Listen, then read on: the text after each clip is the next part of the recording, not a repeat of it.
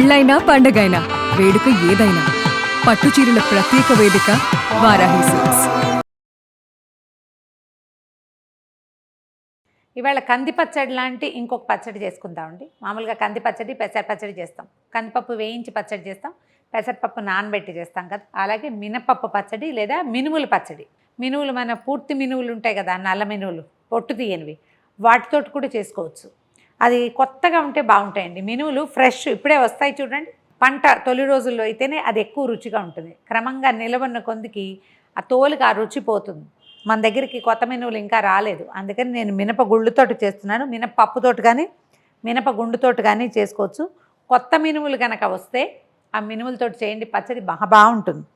ముందు ఈ పనులు చేసేటప్పుడు ఈ పచ్చళ్ళకి చింతపండు కొంచెం శుభ్రంగా తీసి పెట్టుకోవటము. మనకు కావాల్సినంత, ఇప్పుడు ఈ కప్పు కాదులేండి, ఇందులో హాఫ్ కప్పు మినుములు చేసుకుంటాం అనుకోండి, దానికి సరిపడా ఒక 10-12 ఎండుమిర్చి, ఓ చిన్న నిమ్మకాయ ఇంత చింతపండు, దీంట్లో కాస్త వేడి నీళ్ళు పోసి పెట్టుకుంటే పచ్చడికి చక్కగా నానిపోయి ఉంటుంది.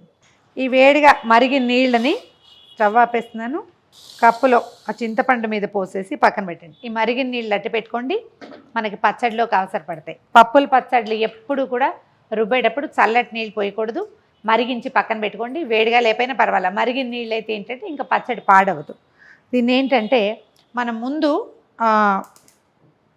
మినపప్పుని లేదా మినువుల్ని వేయించేసుకోవాలి. మొదట ఈ మన మినపసునికి వేయిస్తాం కదా, అంతకంటే ముదురు వేపు రావాలి. ఒక్క చుక్క నూనె చుక్క ఎక్కువ వేయద్దు, దీనికి అక్కర్లా, మనం తాలింపుకి వేసుకుందాం. ఈ మినపచ్చడి అండి కందిపచ్చడి లాగానే మినపప్పు పచ్చడి కూడా ఎంత నూనె లాగేస్తుందో. నూనె వేస్తే ఒక 5 రోజులు మనం బయటే పెట్టుకోవచ్చు, ఫ్రిడ్జ్లో పెట్టక్కర్లా. ఒక 5 days ఉంటుంది. దీంట్లో ఉల్లిపాయ వెల్లుల్లిపాయ వేసుకునే అలవాటు ఉన్న వాళ్ళు కొంచెం నెల్లూరు వైపు ఆ వైపు మినువుల పచ్చడిలో వేసుకుంటారు, వాళ్ళ అలవాటుని బట్టి. నేను అంతగా వేయనండి. ఇది మాది గుంటూరు పచ్చడి, అంటే మళ్ళీ గుంటూరులో కూడా గుంటూరు బ్రాహ్మల పచ్చడి అనమాట. ఒక ఫ్రెండ్, ఒక ఆవిడ నాకు క్లోజ్ ఫ్రెండ్, వాళ్ళు వదిన గారు చేసేవారు. ఎప్పుడో 25 ఏళ్ల క్రితం మా అబ్బాయి పుట్టిన కొత్తల్లో చెప్పారు. ఆ తర్వాత ఎన్నిసార్లు చేశానో. నాకు పప్పుల పచ్చళ్ళు చాలా ఇష్టం. సగమే వేస్తున్నా. ఇవి ఒక హాఫ్ కప్పు మినువులు అనుకుందాం. ఇవి దీని మీద ఏంటంటే మనం పచ్చడిలోకి కంది పచ్చడిలో నలుచుకున్నట్టే ఉల్లిపాయ ముక్కలు నలుచుకుని గోంగూరలోకి తిన్నట్టు తినచ్చు.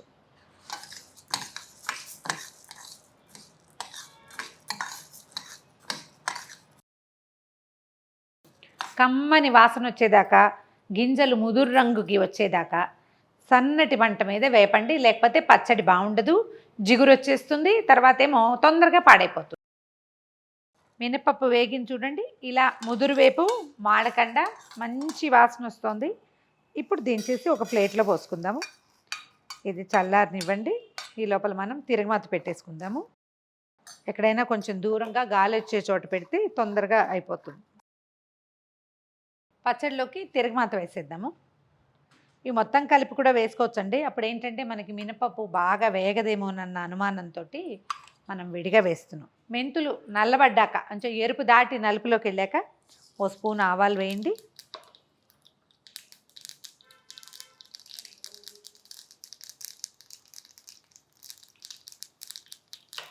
ఇంకా వేరే పప్పులు ఏం వేయమండి. ఆవాలు చిటపట్లాడాక ఒక 1/2 స్పూను జీలకర్ర, తర్వాత ఎండుమిర్చి, మనం పెట్టుకున్న మినపప్పు, మనం పెట్టుకుంటా చింతపండు, మనం తినగలిగే కారం, ఇవి లెక్క. ఒక 12-13 మిరపకాయలు పడతాయండి. ఏ గుంటూరు కాయో అయితే కొంచెం తగ్గించుకోండి. ఒక 2 చిటికెలు ఇంగువ. స్టవ్ ఆపేసాను. దీంట్లో నాకేంటంటే కరివేపాకు చాలా నచ్చుతుందండి, పచ్చడిలో వేసేస్తామన్నమాట. వెల్లుల్లి వేయదలుచుకుంటే కనుక ఇప్పుడు వేసేసుకోవాలి. తాలింపు మొత్తాన్ని మన కరివేపాకు చిటపట్లాడిపోయాక మిక్సీ జార్లో ముందు మినపప్పు వేసేసేయండి.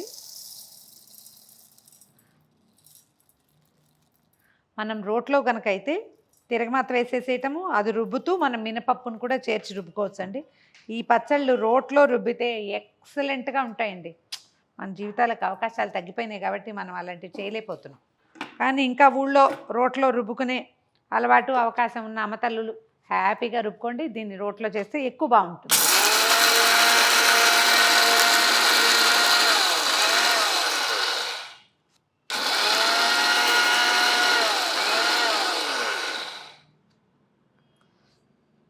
పప్పు దాదాపుగా నలిగిపోయింది. కొంచెం అక్కడక్కడ బరక తగిలినా పర్వాలేదు. తాలింపుని ఈ మిక్సీ జార్లో వేసేద్దాం.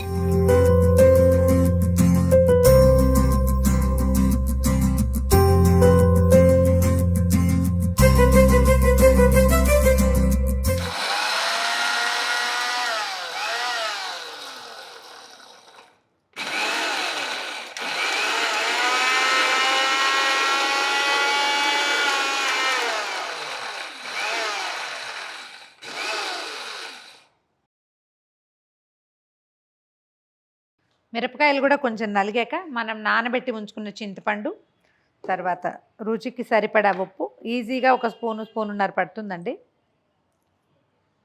రాళ్ళుప్పు అలవాటు ఉన్నవాళ్ళు, సైంధవంలో అలవాటు ఉన్నవాళ్ళు మీ అలవాటుని బట్టి వేసుకోండి. కొద్దిగా నీళ్లు చేరుస్తూ మెత్తగా రుబ్బేసుకోవాలి.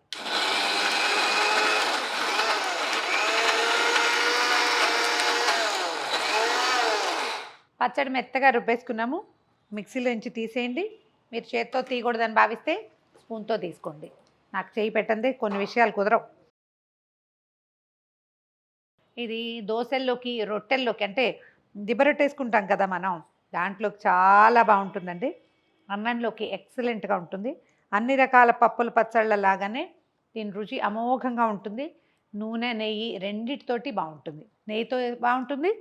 పప్పు నూనె చేసుకుంటాం కదా మనం, నువ్వుల నూనె, పప్పు నూనె దొరుకుతుంది. ఆ పప్పు నూనెతో అయితే ఎంత అమోఘంగా ఉంటుందో. చిన్న పిల్లలకు కూడా పెట్టచ్చండి. 3-4 ఏళ్ళు వచ్చిన పిల్లలు కూడా. పప్పుల పచ్చళ్ళు హెల్దీ, ప్రోటీన్ పచ్చడి అని చెప్పుకోవాలి దీన్ని మనం. పైన ఒక చిన్న మళ్ళీ కొంచెం నూనెసి చిన్న తాలింపు పెడితే పచ్చడి ఫినిష్ అయిపోయినట్టు. కొద్దిగా నూనె, ఆవాలు, జీలకర్ర, కరివేపాకు, మీరు వేయదలుచుకుంటే వెల్లుల్లిపాయలు కూడా వేసుకుని పైన తాలింపు పెడితే పచ్చడి అయిపోతుంది. కొంచెం నూనె పెట్టండి, ఒక 2 స్పూన్లు వేయచ్చండి, ఏం పర్వాలేదు. దీనికి నూనె వేస్తేనే బాగుంటుంది. ఆవాలు వేద్దాం.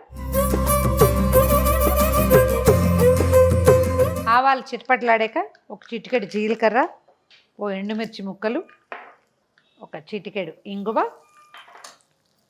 కాస్తంత తాలింపులోకి కరివేపాకు. స్టవ్ ఆపేయండి. ఈ తాలింపుని పచ్చడి మీదకి వేసేయండి.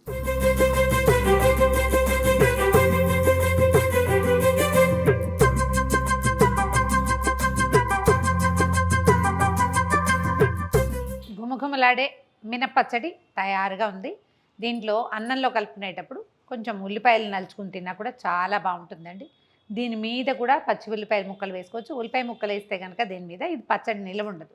ఆ రోజుకి అయిపోతుందంటే వేసుకోవచ్చు. లేకపోతే ఈ పాళంగా ఇది కనీసం 5 రోజుల పాటు రెఫ్రిజిరేషన్ అక్కర్లా, బయట పెట్టుకోవచ్చు. 5 days ఉంటుంది. ట్రై చేసి చూడండి.